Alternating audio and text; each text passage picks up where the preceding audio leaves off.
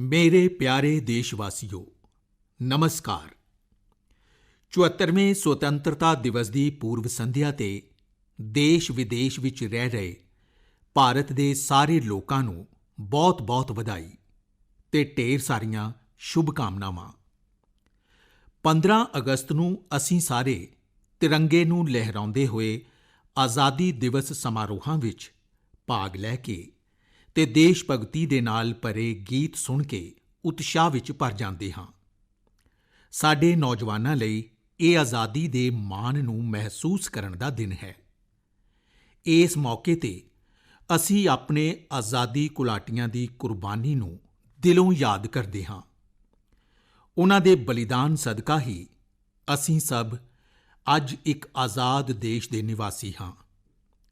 ਸਾਡੇ ਆਜ਼ਾਦੀ ਦੇ ਸੰਗਰਾਮ ਦੇ ਆਦਰਸ਼ਾਂ ਦੀ ਨੀਂਹ ਤੇ ਹੀ ਆਧੁਨਿਕ ਭਾਰਤ ਦਾ ਨਿਰਮਾਣ ਹੋ ਰਿਹਾ ਹੈ। ਸਾਡੇ ਦੂਰਦਰਸ਼ੀ ਰਾਸ਼ਟਰ ਨਾਇਕਾਂ ਨੇ ਆਪਣੇ ਵੱਖ-ਵੱਖ ਵਿਚਾਰਾਂ ਨੂੰ ਰਾਸ਼ਟਰੀਅਤਾ ਦੇ ਇੱਕ ਸੂਤਰ ਵਿੱਚ ਪਿਰੋਇਆ ਸੀ। ਉਨ੍ਹਾਂ ਦੀ ਸਾਂਝੀ ਪ੍ਰਤੀਬੱਧਤਾ ਸੀ ਦੇਸ਼ ਨੂੰ ਦਮਨਕਾਰੀ ਵਿਦੇਸ਼ੀ ਸ਼ਾਸਨ ਤੋਂ ਮੁਕਤ ਕਰਾਉਣਾ ਤੇ ਭਾਰਤ ਮਾਤਾ ਦੀ ਸੰਤਾਨ ਦਾ ਭਵਿੱਖ ਸੁਰੱਖਿਅਤ ਕਰਨਾ। ਉਨ੍ਹਾਂ ਨੇ ਆਪਣੇ ਵਿਚਾਰਾਂ ਤੇ ਕੰਮਾਂ ਨਾਲ ਆਧੁਨਿਕ ਰਾਸ਼ਟਰ ਦੇ ਰੂਪ ਵਿੱਚ ਭਾਰਤ ਦੀ ਪਹਿਚਾਣ ਨੂੰ ਮੂਰਤ ਰੂਪ ਪ੍ਰਦਾਨ ਕੀਤਾ। ਅਸੀਂ ਭਾਗਾਂ ਵਾਲੇ ਹਾਂ ਕਿ ਮਹਾਤਮਾ ਗਾਂਧੀ ਸਾਡੇ ਆਜ਼ਾਦੀ ਅੰਦੋਲਨ ਦੇ ਮਾਰਗਦਰਸ਼ਕ ਰਹੇ ਨੇ। ਉਨ੍ਹਾਂ ਦੇ ਵਿਅਕਤੀਤਵ ਵਿੱਚ ਇੱਕ ਸੰਤ ਤੇ ਰਾਜਨੇਤਾ ਦਾ ਜੋ ਮੇਲ ਵਿਖਾਈ ਦਿੰਦਾ ਏ, ਉਹ ਭਾਰਤ ਦੀ ਮਿੱਟੀ ਵਿੱਚ ਹੀ ਸੰਭਵ ਸੀ। ਸਮਾਜਿਕ ਸੰਘਰਸ਼, ਆਰਥਿਕ ਸਮੱਸਿਆਵਾਂ ਤੇ ਜਲਵਾਯੂ ਪਰਿਵਰਤਨ ਤੋਂ ਪਰੇਸ਼ਾਨ ਅੱਜ ਦੀ ਦੁਨੀਆ ਗਾਂਧੀ ਜੀ ਦੀਆਂ ਸਿੱਖਿਆਵਾਂ ਵਿੱਚ ਹੱਲ ਲੱਭਦੀ ਏ। ਸਮਾਨਤਾ ਤੇ ਨਿਆਂ ਦੇ ਲਈ ਉਨ੍ਹਾਂ ਦੀ ਪ੍ਰਤੀਬੱਧਤਾ ਸਾਡੇ ਗਣਤੰਤਰ ਦਾ ਮੂਲ ਮੰਤਰ ਏ।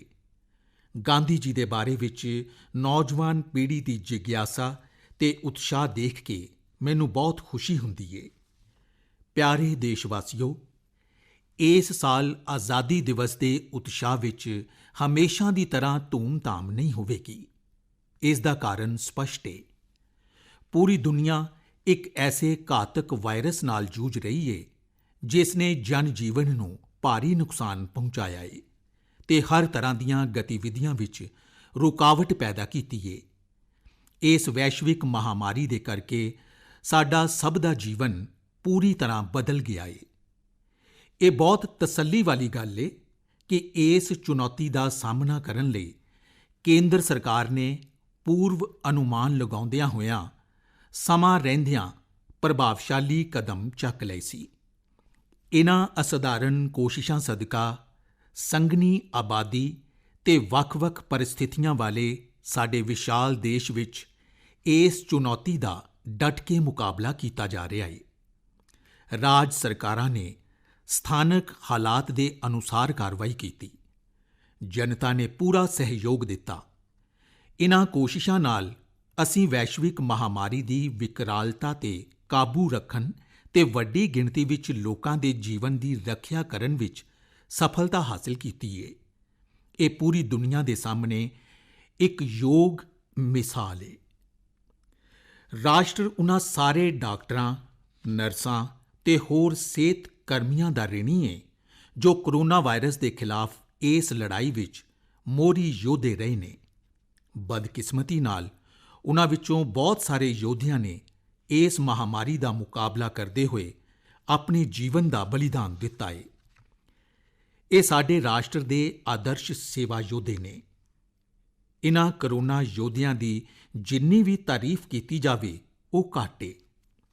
ਇਹ ਸਾਰੇ ਯੋਧੇ ਆਪਣੇ ਫਰਜ਼ਾਂ ਦੀਆਂ ਸੀਮਾਵਾਂ ਤੋਂ ਉੱਪਰ ਉੱਠ ਕੇ ਲੋਕਾਂ ਦੀ ਜਾਨ ਬਚਾਉਂਦੇ ਨੇ ਤੇ ਜ਼ਰੂਰੀ ਸੇਵਾਵਾਂ ਦੀ ਉਪਲਬਧਤਾ ਨੂੰ ਯਕੀਨੀ ਬਣਾਉਂਦੇ ਨੇ। ਇਹੋ ਜਿਹੇ ਡਾਕਟਰ, ਸਿਹਤ ਕਰਮਚਾਰੀ, ਆਪਦਾ ਪ੍ਰਬੰਧਨ ਦਲਾਂ ਦੇ ਮੈਂਬਰ, ਪੁਲਿਸ ਕਰਮਚਾਰੀ, ਸਫਾਈ ਕਰਮਚਾਰੀ, ਡਿਲੀਵਰੀ ਸਟਾਫ, ਆਵਾਜਾਈ, ਰੇਲ ਤੇ ਵਿਮਾਨ ਕਰਮਚਾਰੀ, ਵੱਖ-ਵੱਖ ਸੇਵਾਵਾਂ ਪ੍ਰਦਾਨ ਕਰਨ ਵਾਲੇ ਸਰਕਾਰੀ ਕਰਮਚਾਰੀ, ਸਮਾਜ ਸੇਵੀ ਸੰਗਠਨ, ਉਦਾਰ ਨਾਗਰਿਕ, ਆਪਣੇ ਸਾਹਸ ਤੇ ਨਿਸਵਾਰਥ ਸੇਵਾ ਦੇ ਪ੍ਰੇਰਕ ਉਦਾਹਰਨ ਪੇਸ਼ ਕਰ ਰਹੇ ਨੇ। ਜਦੋਂ ਪਿੰਡਾਂ ਤੇ ਸ਼ਹਿਰਾਂ ਵਿੱਚ ਕੰਮਕਾਜ ਰੁਕ ਜਾਂਦਾ ਏ ਤੇ ਸੜਕਾਂ ਸੁੰਨਸਾਨ ਹੋ ਜਾਂਦੀਆਂ ਨੇ, ਤਦ ਆਪਣੀ ਅਣਥੱਕ ਮਿਹਨਤ ਨਾਲ ਇਹ ਕਰੋਨਾ ਯੋਧੇ ਇਹ ਯਕੀਨੀ ਬਣਾਉਂਦੇ ਨੇ ਕਿ ਲੋਕਾਂ ਨੂੰ ਸਿਹਤ ਸੇਵਾਵਾਂ ਤੇ ਰਾਹਤ, ਪਾਣੀ ਤੇ ਬਿਜਲੀ, ਆਵਾਜਾਈ ਤੇ ਸੰਚਾਰ ਸੁਵਿਧਾ, ਦੁੱਧ ਤੇ ਸਬਜ਼ੀ, ਭੋਜਨ ਤੇ ਕਰਿਆਨੇ ਦਾ ਸਾਮਾਨ, ਦਵਾਈਆਂ ਤੇ ਹੋਰ ਜ਼ਰੂਰੀ ਸੁਵਿਧਾਵਾਂ ਤੋਂ ਵਾਂਝਿਆ ਨਾ ਹੋਣਾ ਪਵੇ। ਉਹ ਆਪਣੀ ਜਾਨ ਭਾਰੀ ਜੋਖਮ ਵਿੱਚ ਪਾਉਂਦੇ ਨੇ ਤਾਂ ਕਿ ਅਸੀਂ ਸਾਰੇ ਇਸ ਮਹਾਮਾਰੀ ਵਿੱਚ ਸੁਰੱਖਿਅਤ ਰਹੀਏ ਤੇ ਸਾਡਾ ਜੀਵਨ ਤੇ ਸਾਡੀ ਰੋਜ਼ੀ ਰੋਟੀ ਦੋਵੇਂ ਚੱਲਦੇ ਰਹਿਣ। ਇਸ ਦੌਰਾਨ ਪੱਛਮੀ ਬੰਗਾਲ ਤੇ ਉੜੀਸਾ ਵਿੱਚ ਆਏ ਅਮਫਾਨ ਤੂਫਾਨ ਨੇ ਭਾਰੀ ਨੁਕਸਾਨ ਪਹੁੰਚਾਇਆ, ਜਿਸ ਨਾਲ ਸਾਡੀਆਂ ਚੁਣੌਤੀਆਂ ਹੋਰ ਵੱਧ ਗਈਆਂ। ਇਸ ਮੁਸੀਬਤ ਦੇ ਦੌਰਾਨ ਜਾਨ ਮਾਲ ਦੇ ਨੁਕਸਾਨ ਨੂੰ ਘੱਟ ਕਰਨ ਲਈ ਆਪਦਾ ਪ੍ਰਬੰਧਨ ਦਲਾਂ, ਕੇਂਦਰ ਤੇ ਰਾਜਾਂ ਦੀਆਂ ਏਜੰਸੀਆਂ ਤੇ ਜਾਗਰੂਕ ਨਾਗਰਿਕਾਂ ਦੇ ਇਕਜੁੱਟ ਯਤਨਾਂ ਤੋਂ ਕਾਫੀ ਮਦਦ ਮਿਲੀ। ਪੂਰਵ ਉੱਤਰ ਤੇ ਪੂਰਬੀ ਰਾਜਾਂ ਵਿੱਚ ਦੇਸ਼ ਵਾਸੀਆਂ ਨੂੰ ਹੜ੍ਹਾਂ ਦੇ ਪ੍ਰਕੋਪ ਦਾ ਸਾਹਮਣਾ ਕਰਨਾ ਪੈ ਰਿਹਾ ਹੈ। ਇਸ ਤਰ੍ਹਾਂ ਦੀਆਂ ਮੁਸੀਬਤਾਂ ਵਿੱਚ ਸਮਾਜ ਦੇ ਸਾਰੇ ਵਰਗਾਂ ਦੇ ਲੋਕ ਇਕਜੁੱਟ ਹੋ ਕੇ ਸੰਕਟ ਵਿੱਚ ਫਸੇ ਲੋਕਾਂ ਦੀ ਮਦਦ ਕਰਨ ਲਈ ਅੱਗੇ ਆ ਰਹੇ ਨੇ। ਮੇਰੇ ਪਿਆਰੇ ਦੇਸ਼ਵਾਸੀਓ, ਇਸ ਮਹਾਮਾਰੀ ਦੀ ਸਭ ਤੋਂ ਵੱਧ ਮਾਰ ਗਰੀਬਾਂ ਤੇ ਰੋਜ਼ਾਨਾ ਕਮਾਉਣ ਵਾਲਿਆਂ ਤੇ ਪਈ ਏ। ਸੰਕਟ ਦੇ ਇਸ ਦੌਰ ਵਿੱਚ ਉਨ੍ਹਾਂ ਨੂੰ ਸਹਾਰਾ ਦੇਣ ਲਈ ਵਾਇਰਸ ਦੀ ਰੋਕਥਾਮ ਦੀਆਂ ਕੋਸ਼ਿਸ਼ਾਂ ਦੇ ਨਾਲ-ਨਾਲ ਕਈ ਜਨ ਕਲਿਆਣਕਾਰੀ ਕਦਮ ਵੀ ਚੁੱਕੇ ਗਏ ਨੇ। ਪ੍ਰਧਾਨ ਮੰਤਰੀ ਗਰੀਬ ਕਲਿਆਣ ਯੋਜਨਾ ਦੀ ਸ਼ੁਰੂਆਤ ਕਰਕੇ ਸਰਕਾਰ ਨੇ ਕਰੋੜਾਂ ਲੋਕਾਂ ਨੂੰ ਰੋਜ਼ਗਾਰ ਦਿੱਤਾ ਤਾਂ ਕਿ ਮਹਾਮਾਰੀ ਦੇ ਕਾਰਨ ਨੌਕਰੀ ਗਵਾਉਣ, ਇੱਕ ਜਗ੍ਹਾ ਤੋਂ ਦੂਜੀ ਜਗ੍ਹਾ ਜਾਣ ਤੇ ਜੀਵਨ ਦੇ ਅਸਤ-ਵਿਅਸਤ ਹੋਣ ਦੇ ਕਸ਼ਟ ਨੂੰ ਘੱਟ ਕੀਤਾ ਜਾ ਸਕੇ। ਲੋਕਾਂ ਦੀ ਮਦਦ ਲਈ ਸਰਕਾਰ ਅਨੇਕਾਂ ਕਦਮ ਚੁੱਕ ਰਹੀ ਏ। ਇਨ੍ਹਾਂ ਕੋਸ਼ਿਸ਼ਾਂ ਵਿੱਚ ਕਾਰਪੋਰੇਟ ਸੈਕਟਰ, ਸਿਵਲ ਸੁਸਾਇਟੀ ਤੇ ਨਾਗਰਿਕਾਂ ਦਾ ਭਰਪੂਰ ਸਹਿਯੋਗ ਮਿਲ ਰਿਹਾ ਏ। ਕਿਸੇ ਵੀ ਪਰਿਵਾਰ ਨੂੰ ਭੁੱਖਾ ਨਾ ਰਹਿਣਾ ਪਵੇ, ਇਸ ਦੇ ਲਈ ਜ਼ਰੂਰਤਮੰਦ ਲੋਕਾਂ ਨੂੰ ਮੁਫਤ ਅਨਾਜ ਦਿੱਤਾ ਜਾ ਰਿਹਾ ਏ। ਮੁਫਤ ਅਨਾਜ ਮੁਹੱਈਆ ਕਰਾਉਣ ਦੇ ਦੁਨੀਆ ਦੇ ਇਸ ਸਭ ਤੋਂ ਵੱਡੇ ਅਭਿਆਨ ਨੂੰ ਨਵੰਬਰ 2020 ਤੱਕ ਵਧਾ ਦਿੱਤਾ ਗਿਆ ਏ। ਇਸ ਅਭਿਆਨ ਵਿੱਚ ਹਰ ਮਹੀਨੇ ਲਗਭਗ 80 ਕਰੋੜ ਲੋਕਾਂ ਨੂੰ ਰਾਸ਼ਨ ਮਿਲਣਾ ਯਕੀਨੀ ਬਣਾਇਆ ਗਿਆ ਏ। ਰਾਸ਼ਨ ਕਾਰਡ ਧਾਰਕ ਪੂਰੇ ਦੇਸ਼ ਵਿੱਚ ਕਿਤੇ ਵੀ ਰਾਸ਼ਨ ਲੈ ਸਕਣ, ਇਸ ਲਈ ਸਾਰੇ ਰਾਜਾਂ ਨੂੰ one nation one ration card ਯੋਜਨਾ ਅਧੀਨ ਲਿਆਂਦਾ ਜਾ ਰਿਹਾ ਏ। ਦੁਨੀਆ ਵਿੱਚ ਕਿਤੇ ਵੀ ਮੁਸੀਬਤ ਵਿੱਚ ਫਸੇ ਆਪਣੇ ਲੋਕਾਂ ਦੀ ਮਦਦ ਕਰਨ ਲਈ ਪ੍ਰਤੀਬੱਧ ਸਰਕਾਰ ਵੱਲੋਂ ਵੰਦੇ ਭਾਰਤ ਮਿਸ਼ਨ ਦੇ ਤਹਿਤ 10 ਲੱਖ ਤੋਂ ਵੱਧ ਭਾਰਤੀਆਂ ਨੂੰ ਦੇਸ਼ ਵਿੱਚ ਵਾਪਸ ਲਿਆਂਦਾ ਗਿਆ ਏ। ਭਾਰਤੀ ਰੇਲ ਵੱਲੋਂ ਇਸ ਚੁਣੌਤੀ ਭਰੇ ਸਮੇਂ ਵਿੱਚ ਰੇਲ ਸੇਵਾਵਾਂ ਚਲਾ ਕੇ ਸਾਮਾਨ ਤੇ ਲੋਕਾਂ ਦੀ ਆਵਾਜਾਈ ਨੂੰ ਯਕੀਨੀ ਬਣਾਇਆ ਗਿਆ ਏ। ਅਸੀਂ ਆਪਣੀ ਸਮਰੱਥਾ ਤੇ ਵਿਸ਼ਵਾਸ ਸਦਕਾ ਕੋਵਿਡ-19 ਦੇ ਖਿਲਾਫ ਲੜਾਈ ਵਿੱਚ ਹੋਰ ਦੇਸ਼ਾਂ ਵੱਲ ਵੀ ਮਦਦ ਦਾ ਹੱਥ ਵਧਾਇਆ ਏ।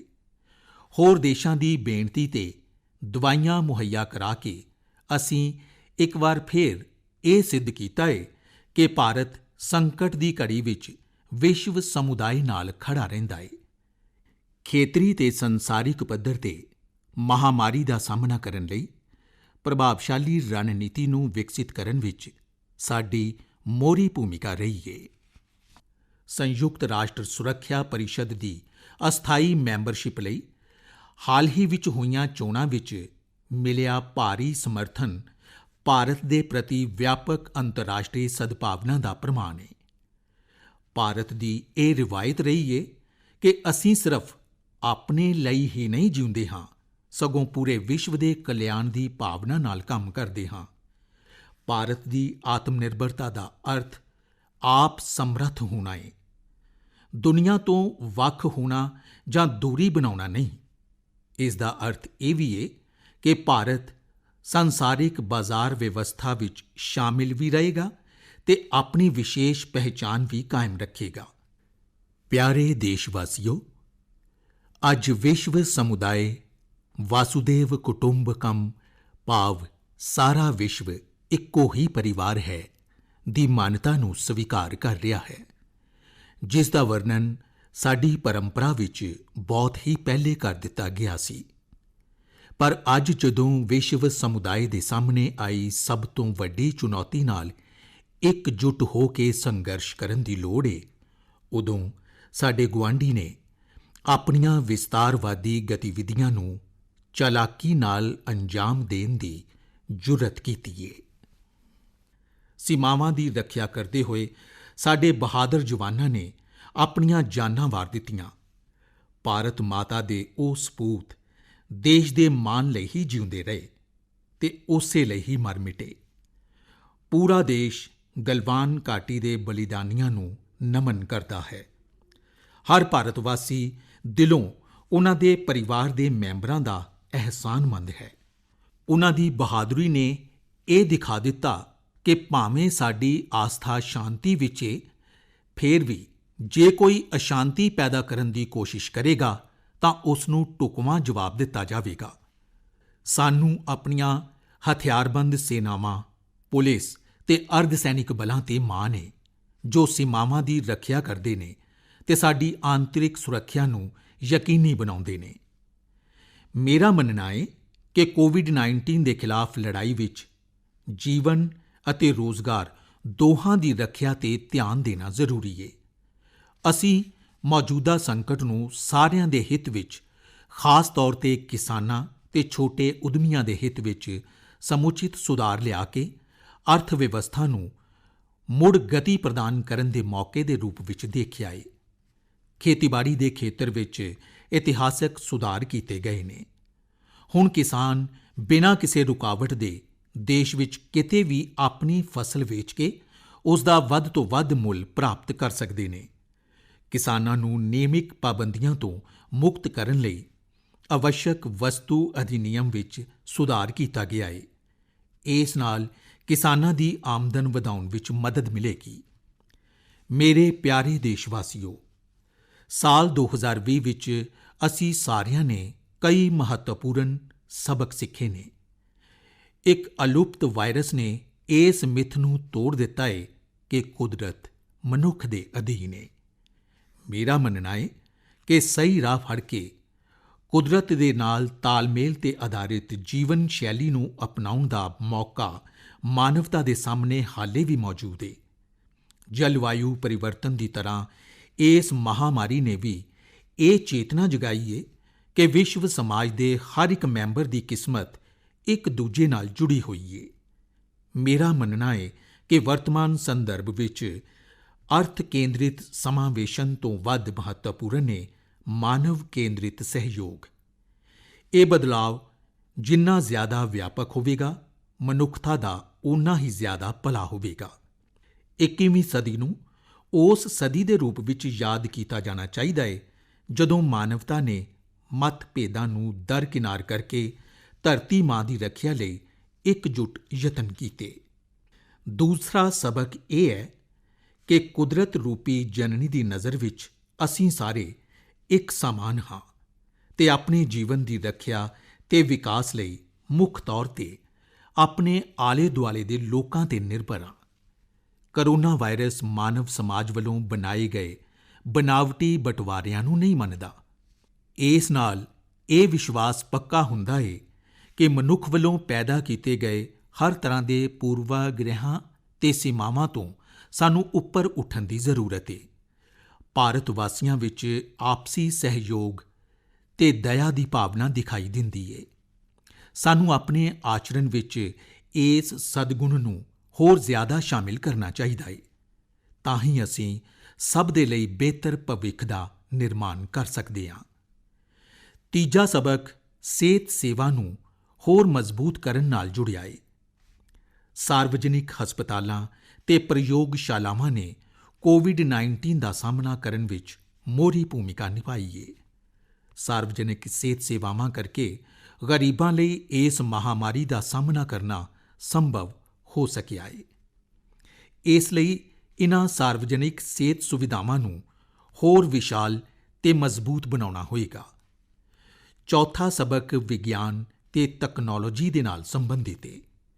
ਇਸ ਵੈਸ਼ਵਿਕ ਮਹਾਮਾਰੀ ਨਾਲ ਵਿਗਿਆਨ ਤੇ ਤਕਨਾਲੋਜੀ ਨੂੰ ਤੇਜ਼ੀ ਨਾਲ ਵਿਕਸਿਤ ਕਰਨ ਦੀ ਜ਼ਰੂਰਤ 'ਤੇ ਹੋਰ ਧਿਆਨ ਗਿਆ ਹੈ।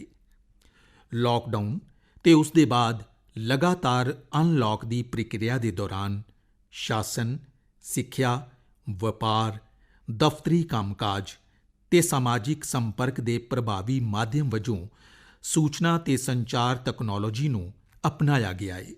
ਇਸ ਮਾਧਿਅਮ ਦੀ ਸਹਾਇਤਾ ਨਾਲ ਸਾਰੇ ਭਾਰਤੀਆਂ ਦੇ ਜੀਵਨ ਨੂੰ ਬਚਾਉਣ ਤੇ ਕੰਮਕਾਜ ਨੂੰ ਮੁੜ ਤੋਂ ਸ਼ੁਰੂ ਕਰਨ ਦੇ ਉਦੇਸ਼ਾਂ ਨੂੰ ਇਕੱਠਿਆਂ ਹਾਸਿਲ ਕਰਨ ਵਿੱਚ ਮਦਦ ਮਿਲੀ ਹੈ। ਕੇਂਦਰ ਤੇ ਰਾਜ ਸਰਕਾਰਾਂ ਦੇ ਦਫ਼ਤਰ ਆਪਣੇ ਕੰਮਾਂ ਦੇ ਨਿਰਵਾਹਨ ਦੇ ਲਈ ਵੱਡੇ ਪੱਧਰ ਤੇ ਵਰਚੁਅਲ ਇੰਟਰਫੇਸ ਦਾ ਉਪਯੋਗ ਕਰ ਰਹੇ ਨੇ। ਨਿਆਂ ਪ੍ਰਦਾਨ ਕਰਨ ਲਈ ਨਿਆਂਪਾਲਿਕਾ ਨੇ ਵਰਚੁਅਲ ਕੋਰਟ ਦੀ ਕਾਰਵਾਈ ਨੂੰ ਅਪਣਾਇਆ ਹੈ। ਵਰਚੁਅਲ ਕਾਨਫਰੰਸ ਆਯੋਜਿਤ ਕਰਨ ਤੇ ਹੋਰ ਕਈ ਗਤੀਵਿਧੀਆਂ ਨੂੰ ਪੂਰਾ ਕਰਨ ਲਈ ਰਾਸ਼ਟਰਪਤੀ ਭਵਨ ਵਿੱਚ ਵੀ ਅਸੀਂ ਤਕਨਾਲੋਜੀ ਦਾ ਉਪਯੋਗ ਕਰ ਰਹੇ ਹਾਂ। IT ਤੇ ਸੰਚਾਰ ਯੰਤਰਾਂ ਦੀ ਸਹਾਇਤਾ ਨਾਲ ਡਿਸਟੈਂਸ ਐਜੂਕੇਸ਼ਨ ਤੇ ਈ-ਲਰਨਿੰਗ ਨੂੰ ਪ੍ਰੋਤਸਾਹਨ ਮਿਲਿਆ ਹੈ। ਕਈ ਖੇਤਰਾਂ ਵਿੱਚ ਹੁਣ ਘਰ ਤੋਂ ਕੰਮ ਕਰਨ ਦਾ ਰਿਵਾਜ ਚੱਲ ਪਿਆ ਹੈ। ਤਕਨਾਲੋਜੀ ਦੀ ਸਹਾਇਤਾ ਨਾਲ ਸਰਕਾਰੀ ਤੇ ਨਿੱਜੀ ਖੇਤਰਾਂ ਦੀਆਂ ਕਈ ਸੰਸਥਾਵਾਂ ਵੱਲੋਂ ਸਧਾਰਨ ਪੱਧਰ ਤੋਂ ਕਿਤੇ ਜ਼ਿਆਦਾ ਕੰਮਕਾਜ ਕਰਕੇ ਅਰਥ ਵਿਵਸਥਾ ਨੂੰ ਗਤੀ ਪ੍ਰਦਾਨ ਕੀਤੀ ਗਈ ਹੈ। ਇਸ ਤਰ੍ਹਾਂ ਅਸੀਂ ਇਹ ਸਬਕ ਸਿੱਖਿਆ ਹੈ ਕਿ ਕੁਦਰਤ ਨਾਲ ਤਾਲਮੇਲ ਬਣਾ ਕੇ ਰੱਖਦੇ ਹੋਏ ਵਿਗਿਆਨ ਤੇ ਤਕਨਾਲੋਜੀ ਨੂੰ ਅਪਣਾ ਕੇ ਸਾਡੀ ਹੋਂਦ ਤੇ ਵਿਕਾਸ ਦੀ ਨਿਰੰਤਰਤਾ ਨੂੰ ਬਣਾਏ ਰੱਖਣ ਵਿੱਚ ਸਹਾਇਤਾ ਮਿਲੇਗੀ। ਇਹ ਸਾਰੇ ਸਬਕ ਪੂਰੀ ਮਾਨਵਤਾ ਲਈ ਉਪਯੋਗੀ ਸਿੱਧ ਹੋਣਗੇ। ਅੱਜ ਦੀ ਨੌਜਵਾਨ ਪੀੜ੍ਹੀ ਨੇ ਇਹਨਾਂ ਨੂੰ ਭਲੀ ਭਾਂਤੀ ਆਤਮਸਾਤ ਕੀਤਾ ਹੈ ਤੇ ਮੈਨੂੰ ਵਿਸ਼ਵਾਸ ਹੈ ਕਿ ਇਹਨਾਂ ਨੌਜਵਾਨਾਂ ਦੇ ਹੱਥਾਂ ਵਿੱਚ ਭਾਰਤ ਦਾ ਭਵਿੱਖ ਸੁਰੱਖਿਅਤ ਹੈ। ਇਹ ਦੌਰ ਸਾਡੇ ਸਾਰਿਆਂ ਲਈ ਮੁਸ਼ਕਿਲ ਭਰਿਆ ਹੈ। ਸਾਡੇ ਨੌਜਵਾਨਾਂ ਦੀ ਮੁਸ਼ਕਿਲ ਤਾਂ ਹੋਰ ਵੀ ਗੰਭੀਰ ਦਿਖਾਈ ਦਿੰਦੀ ਹੈ। ਸਿੱਖਿਆ ਸੰਸਥਾਵਾਂ ਦੇ ਬੰਦ ਹੋਣ ਨਾਲ ਸਾਡੇ ਬੇਟੇ-ਬੇਟੀਆਂ 'ਚ ਚਿੰਤਾ ਪੈਦਾ ਹੋਈ ਹੋਵੇਗੀ ਅਤੇ ਫਿਲਹਾਲ ਉਹ ਆਪਣੇ ਸੁਪਨਿਆਂ ਤੇ ਆਸਾਂ ਨੂੰ ਲੈ ਕੇ ਚਿੰਤਿਤ ਹੋਣਗੇ। ਮੈਂ ਉਹਨਾਂ ਨੂੰ ਇਹ ਦੱਸਣਾ ਚਾਹਾਂਗਾ ਕਿ ਇਸ ਸੰਕਟ 'ਤੇ ਅਸੀਂ ਜਿੱਤ ਹਾਸਿਲ ਕਰਾਂਗੇ ਤੇ ਇਸ ਲਈ ਆਪਣੇ ਸੁਪਨਿਆਂ ਨੂੰ ਪੂਰਾ ਕਰਨ ਦੇ ਯਤਨਾਂ ਵਿੱਚ ਤੁਹਾਨੂੰ ਸਾਰੇ ਨੌਜਵਾਨਾਂ ਨੂੰ ਲਗਾਤਾਰ ਜੁਟੇ ਰਹਿਣਾ ਚਾਹੀਦਾ ਹੈ। ਇਤਿਹਾਸ ਵਿੱਚ ਐਸੀਆਂ ਬਹੁਤ ਸਾਰੀਆਂ ਪ੍ਰੇਰਨਾਦਾਇਕ ਉਦਾਹਰਨਾਂ ਉਪਲਬਧ ਨੇ ਜਿੱਥੇ ਵੱਡੇ ਸੰਕਟਾਂ ਤੇ ਚੁਣੌਤੀਆਂ ਤੋਂ ਬਾਅਦ ਸਮਾਜਿਕ, ਆਰਥਿਕ ਤੇ ਰਾਸ਼ਟਰੀ ਮੁੜ ਉਸਾਰੀ ਦਾ ਕੰਮ ਨਵੀਂ ਊਰਜਾ ਨਾਲ ਕੀਤਾ ਗਿਆ। ਮੈਨੂੰ ਵਿਸ਼ਵਾਸ ਹੈ ਕਿ ਸਾਡੇ ਦੇਸ਼ ਤੇ ਨੌਜਵਾਨਾਂ ਦਾ ਭਵਿੱਖ ਉਜਵਲ ਹੈ। ਸਾਡੇ ਬੱਚਿਆਂ ਤੇ ਨੌਜਵਾਨਾਂ ਨੂੰ ਭਵਿੱਖ ਦੀਆਂ ਜ਼ਰੂਰਤਾਂ ਦੇ ਅਨੁਸਾਰ ਸਿੱਖਿਆ ਪ੍ਰਦਾਨ ਕਰਨ ਦੇ ਇਰਾਦੇ ਨਾਲ ਕੇਂਦਰ ਸਰਕਾਰ ਨੇ ਹਾਲ ਹੀ ਵਿੱਚ ਰਾਸ਼ਟਰੀ ਸਿੱਖਿਆ ਨੀਤੀ ਲਾਗੂ ਕਰਨ ਦਾ ਫੈਸਲਾ ਕੀਤਾ ਹੈ। ਮੈਨੂੰ ਵਿਸ਼ਵਾਸ ਹੈ ਕਿ ਇਸ ਨੀਤੀ ਨਾਲ ਗੁਣਵੱਤਾ ਨਾਲ ਭਰੀ ਇੱਕ ਨਵੀਂ ਸਿੱਖਿਆ ਵਿਵਸਥਾ ਵਿਕਸਿਤ ਹੋਵੇਗੀ ਜੋ ਭਵਿੱਖ ਵਿੱਚ ਆਉਣ ਵਾਲੀਆਂ ਚੁਣੌਤੀਆਂ ਨੂੰ ਮੌਕਿਆਂ ਵਿੱਚ ਬਦਲ ਕੇ ਨਵੇਂ ਭਾਰਤ ਦਾ ਰਾਹ ਮਜ਼ਬੂਤ ਕਰੇਗੀ। ਸਾਡੇ ਨੌਜਵਾਨਾਂ ਨੂੰ ਆਪਣੀ ਰੁਚੀ ਤੇ ਯੋਗਤਾ ਦੇ ਅਨੁਸਾਰ ਆਪਣੇ ਵਿਸ਼ਿਆਂ ਨੂੰ ਚੁਣਨ ਦੀ ਆਜ਼ਾਦੀ ਹੋਵੇਗੀ। ਉਹਨਾਂ ਨੂੰ ਆਪਣੀਆਂ ਯੋਗਤਾਵਾਂ ਨੂੰ ਵਿਕਸਿਤ ਕਰਨ ਦਾ ਮੌਕਾ ਮਿਲੇਗਾ। ਸਾਡੀ ਆਉਣ ਵਾਲੀ ਪੀੜ੍ਹੀ ਇਹਨਾਂ ਯੋਗਤਾਵਾਂ ਦੇ ਦਮ 'ਤੇ ਨਾ ਕੇਵਲ ਰੋਜ਼ਗਾਰ ਪਾਉਣ ਵਿੱਚ ਸਮਰੱਥ ਹੋਵੇਗੀ ਬਲਕਿ ਦੂਸਰਿਆਂ ਦੇ ਲਈ ਵੀ ਰੋਜ਼ਗਾਰ ਦੇ ਮੌਕੇ ਪੈਦਾ ਕਰੇਗੀ। ਰਾਸ਼ਟਰੀ ਸਿੱਖਿਆ ਨੀਤੀ ਇੱਕ ਦੂਰਦਰਸ਼ੀ ਤੇ ਦੂਰਗਾਮੀ ਨੀਤੀ ਹੈ। ਇਸ ਨਾਲ ਸਿੱਖਿਆ ਵਿੱਚ ਇਨਕਲੂਜਨ, ਇਨੋਵੇਸ਼ਨ ਤੇ ਇੰਸਟੀਟਿਊਸ਼ਨ ਦੇ ਸੱਭਿਆਚਾਰ ਨੂੰ ਮਜ਼ਬੂਤੀ ਮਿਲੇਗੀ। ਨਵੀਂ ਸਿੱਖਿਆ ਨੀਤੀ ਦੇ ਤਹਿਤ ਮਾਂ ਬੋਲੀ ਵਿੱਚ ਪੜ੍ਹਾਈ ਨੂੰ ਮਹੱਤਵ ਦਿੱਤਾ ਗਿਆ ਹੈ ਜਿਸ ਨਾਲ ਬਾਲ ਮਨ ਸਹਿਜਤਾ ਨਾਲ ਵੱਧ ਫੁੱਲ ਸਕੇਗਾ। ਨਾਲ ਹੀ ਇਸ ਤੋਂ ਭਾਰਤ ਦੀਆਂ ਸਾਰੀਆਂ ਭਾਸ਼ਾਵਾਂ ਨੂੰ ਤੇ ਭਾਰਤ ਦੀ ਏਕਤਾ ਨੂੰ ਲੋੜੀਂਦਾ ਬਲ ਮਿਲੇਗਾ। ਕਿਸੇ ਵੀ ਰਾਸ਼ਟਰ ਨੂੰ ਮਜ਼ਬੂਤ ਬਣਾਉਣ ਲਈ ਨੌਜਵਾਨਾਂ ਦਾ ਸਸ਼ਕਤੀਕਰਨ ਜ਼ਰੂਰੀ ਹੁੰਦਾ ਹੈ ਤੇ ਰਾਸ਼ਟਰੀ ਸਿੱਖਿਆ ਨੀਤੀ ਇਸ ਦਿਸ਼ਾ ਵਿੱਚ ਇੱਕ ਵੱਡਾ ਕਦਮ ਹੈ। ਪਿਆਰੇ ਦੇਸ਼ ਵਾਸੀਓ, ਸਿਰਫ 10 ਦਿਨ ਪਹਿਲਾਂ ਅਯੋਧਿਆ ਵਿੱਚ ਸ਼੍ਰੀ ਰਾਮ ਜਨਮ ਭੂਮੀ ਤੇ ਮੰਦਿਰ ਨਿਰਮਾਣ ਦਾ ਸ਼ੁਭਾਰੰਭ ਹੋਇਆ ਏ ਤੇ ਦੇਸ਼ ਵਾਸੀਆਂ ਨੂੰ ਮਾਣ ਮਹਿਸੂਸ ਹੋਇਆ ਏ। ਦੇਸ਼ ਵਾਸੀਆਂ ਨੇ ਲੰਬੇ ਸਮੇਂ ਤੱਕ ਸਬਰ ਕਾਇਮ ਰੱਖਿਆ ਤੇ ਦੇਸ਼ ਦੀ ਨਿਆਂ ਪ੍ਰਣਾਲੀ ਵਿੱਚ ਹਮੇਸ਼ਾ ਆਸਥਾ ਬਣਾਈ ਰੱਖੀ। ਸ਼੍ਰੀ ਰਾਮ ਜਨਮ ਭੂਮੀ ਨਾਲ ਸੰਬੰਧਿਤ ਨਿਆਇਕ ਪ੍ਰਕਰਨ ਨੂੰ ਸਮੁੱਚੀ ਨਿਆਂ ਪ੍ਰਕਿਰਿਆ ਦੇ ਅਧੀਨ ਸੁਲਝਾਇਆ ਗਿਆ। ਸਾਰੇ ਪੱਖਾਂ ਤੇ ਦੇਸ਼ ਵਾਸੀਆਂ ਨੇ ਸਰਵਉੱਚ ਅਦਾਲਤ ਦੇ ਫੈਸਲੇ ਨੂੰ ਪੂਰੇ ਸਨਮਾਨ ਨਾਲ ਸਵੀਕਾਰ ਕੀਤਾ ਤੇ ਸ਼ਾਂਤੀ, ਅਹਿੰਸਾ, ਪ੍ਰੇਮ ਤੇ ਸਦਭਾਵਨਾ ਦੇ ਆਪਣੇ ਜੀਵਨ ਮੁੱਲਾਂ ਨੂੰ ਵਿਸ਼ਵ ਦੇ ਸਾਹਮਣੇ ਮੁੜ ਪੇਸ਼ ਕੀਤਾ। ਇਸ ਦੇ ਲਈ ਮੈਂ ਸਾਰੇ ਦੇਸ਼ ਵਾਸੀਆਂ ਨੂੰ ਵਧਾਈ ਦਿੰਦਾ ਹਾਂ। ਮੇਰੇ ਪਿਆਰੇ ਦੇਸ਼ ਵਾਸੀਓ, ਜਦੋਂ ਭਾਰਤ ਨੇ ਆਜ਼ਾਦੀ ਹਾਸਲ ਕੀਤੀ ਤਾਂ ਕੁਝ ਲੋਕਾਂ ਨੇ ਇਹ ਸ਼ੱਕ ਜਤਾਇਆ ਸੀ ਕਿ ਲੋਕਤੰਤਰ ਦਾ ਸਾਡਾ ਪ੍ਰਯੋਗ ਸਫਲ ਨਹੀਂ ਹੋਵੇਗਾ। ਉਹ ਸਾਡੀਆਂ ਪ੍ਰਾਚੀਨ ਰਿਵਾਇਤਾਂ ਤੇ ਬਹੁ-ਆਯਾਮੀ ਵਿਭਿੰਨਤਾ ਨੂੰ ਸਾਡੀ ਰਾਜ ਵਿਵਸਥਾ ਦੇ ਲੋਕਤੰਤਰੀਕਰਨ ਦੀ ਰਾਹ ਵਿੱਚ ਰੁਕਾਵਟ ਸਮਝਦੇ ਸਨ। ਪਰ ਅਸੀਂ ਆਪਣੀਆਂ ਰਿਵਾਇਤਾਂ ਤੇ ਵਿਭਿੰਨਤਾ ਨੂੰ ਹਮੇਸ਼ਾ ਆਪਣੀ ਤਾਕਤ ਸਮਝ ਕੇ ਉਹਨਾਂ ਦਾ ਪ੍ਰਚਾਰ ਕੀਤਾ ਹੈ ਤੇ ਇਸ ਲਈ ਦੁਨੀਆ ਦਾ ਇਹ ਸਭ ਤੋਂ ਵੱਡਾ ਲੋਕਤੰਤਰ ਇੰਨਾ ਜੀਵੰਤ ਹੈ। ਮਾਨਵਤਾ ਦੀ ਭਲਾਈ ਲਈ ਭਾਰਤ ਨੂੰ ਹਮੇਸ਼ਾ ਮੋਹਰੀ ਭੂਮਿਕਾ ਨਿਭਾਉਂਦੇ ਰਹਿਣਾ ਹੈ। ਤੁਸੀਂ ਸਾਰੇ ਦੇਸ਼ਵਾਸੀ ਇਸ ਵੈਸ਼ਵਿਕ ਮਹਾਮਾਰੀ ਦਾ ਸਾਹਮਣਾ ਕਰਨ ਵਿੱਚ ਜੋ ਸਮਝਦਾਰੀ ਤੇ ਸਬਰ ਦਾ ਪਰਿਚੈ ਦੇ ਰਹੇ ਹੋ, ਉਸ ਦੀ ਤਾਰੀਫ ਪੂਰੀ ਦੁਨੀਆ ਵਿੱਚ ਹੋ ਰਹੀ ਹੈ। ਮੈਨੂੰ ਵਿਸ਼ਵਾਸ ਹੈ ਕਿ ਤੁਸੀਂ ਸਾਰੇ ਇਸੇ ਤਰ੍ਹਾਂ ਸਤਰਕਤਾ ਤੇ ਜ਼ਿੰਮੇਵਾਰੀ ਬਰਕਰਾਰ ਰੱਖੋਗੇ। ਸਾਡੇ ਕੋਲ ਵਿਸ਼ਵ ਸਮਾਜ ਨੂੰ ਦੇਣ ਲਈ ਬਹੁਤ ਕੁਝ ਹੈ, ਖਾਸ ਤੌਰ 'ਤੇ ਬੌਧਿਕ, ਅਧਿਆਤਮਿਕ ਤੇ ਵਿਸ਼ਵ ਸ਼ਾਂਤੀ ਦੇ ਖੇਤਰ ਵਿੱਚ। ਇਸੇ ਲੋਕ ਮੰਗਲ ਦੀ ਭਾਵਨਾ ਦੇ ਨਾਲ ਮੈਂ ਪ੍ਰਾਰਥਨਾ ਕਰਦਾ ਹਾਂ ਕਿ ਸਾਰੇ ਵਿਸ਼ਵ ਦਾ ਕਲਿਆਣ ਹੋਵੇ। ਸਰਵੇ ਭਵੰਤੂ ਸੁਖਿਨః, ਸਰਵੇ ਸੰਤੂ ਨਿਰਾਮਇਆ, ਸਰਵੇ ਭਦਰਾਣੀ ਪਸ਼ਯੰਤੂ, ਮਾ ਕਸ਼ਚਿਤ ਦੁਖ ਭਾਗ ਭਵੇਤ। ਅਰਥਾਤ ਸਾਰੇ ਸੁਖੀ ਰਹਿਣ, ਸਾਰੇ ਰੋਗ ਮੁਕਤ ਰਹਿਣ, ਸਾਰੇ ਲੋਕ ਚੰਗਿਆਈਆਂ 'ਤੇ ਧਿਆਨ ਦੇਣ ਤੇ ਕਿਸੇ ਨੂੰ ਵੀ ਦੁੱਖ ਨਾ ਭੋਗਣਾ ਪਵੇ। ਪੂਰੇ ਵਿਸ਼ਵ ਕਲਿਆਣ ਦਾ ਇਹ ਸੰਦੇਸ਼ ਮਾਨਵਤਾ ਲਈ ਭਾਰਤ ਦਾ ਇੱਕ ਵਿਲੱਖਣ ਤੋਹਫਾ ਹੈ।